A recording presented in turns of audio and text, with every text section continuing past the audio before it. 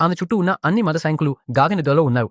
ఆమె నిశ్శబ్దంగా వారి మధ్యలో పడుకుంది. తన అసలైన గుర్తింపును రహస్యంగా ఉంచుకోవడానికి ఎప్పుడు చివరిగా నిద్రపోయేది, మళ్ళీ మొదట లేచేది. అత్యంత అసహ్యమైన విషయం ఏమిటంటే, స్నానం చేసిన తర్వాత కొంతమంది అబ్బాయిలు చొక్కాలు లేకుండా తిరుగుతుండేవారు. కొందరైతే కింద దుస్తులు కూడా లేకుండా ఉండేవారు. అలాంటి సందర్భాలు రాకుండా ఉండేందుకు ఆమె ఎప్పుడు స్నాన సమయాల్లో దస్తీ బాధ్యత తీసుకునేది. కానీ తాము స్నానం చేయకపోవడం వల్ల ఆమె శరీరానికి వాసన రావడం ప్రారంభమైంది.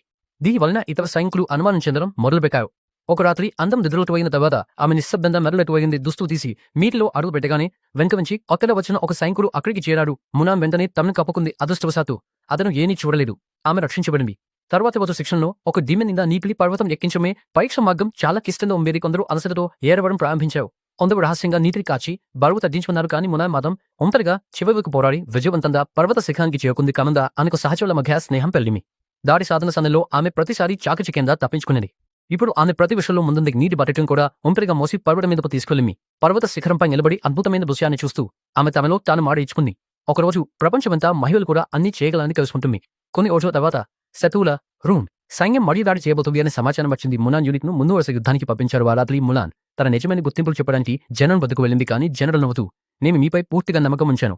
నా కూతురు నీకు పెళ్లి చేయాలనుకుంటున్నాను అని అన్నారు. ములాన్ ఒక్క మాట కూడా మాట్లాడలేకపోయింది.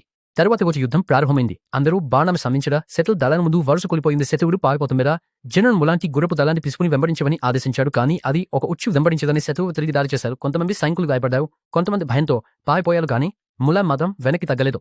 ఒక ప్రశాంతమైన లోయలోకి చేరుకున్న ఆమెపై ఒక్కసారిగా ఒక పెద్ద దద్ద దూసుకొచ్చి గుర్రం మీద నుంచి కిందకు నెట్టింది. ఆ దద్ద ఒక్కసారిగా ఒక స్త్రీగా మారింది. అది ఒక మాంత్రికురాలు. ములాన్ వెంటనే కప్పి తీసి దాడి చేసింది. కానీ ఆ మాంత్రికురాలు అత్యంత శక్తివంతురాలు. కోపంతో ఆమె ఒక బ్లేడ్ను ములాన్ ఛాతిలోకి విసిరింది. ములాన్ దానిపై ఉన్న కట్ట తీసి ఆ బ్లేడ్ను బయటకు లాని మణి యుద్ధాంతం వైపు అడుగు పెట్టింది.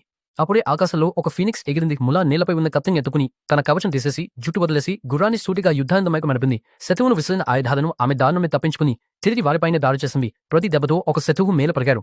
అయితే శత్రువులు ఇప్పుడు తుపాకులు తెచ్చి అగ్నికోరాలు విసురుతున్నారు. ఆమె సహచరులు ఒక్కొక్కగా పడిపోతుందని చూసి ఆమె వెనక నుంచి తెగుతూ ఒక బాణం సంధించింది. తన హెల్మెట్ ను ఒక రాయిపై పెట్టి ఎవరు దాక్కున్నారని శత్రువులను తప్పుదాన్ని పక్కించింది. వారు ఆ దిశగా తుపాకులు సంధించగా ఆ తుపాకీ ఘోరాలు మంచు పర్వతాలను కాటి ఒక భారీ మంచు విస్ఫోటనం సంభవించింది.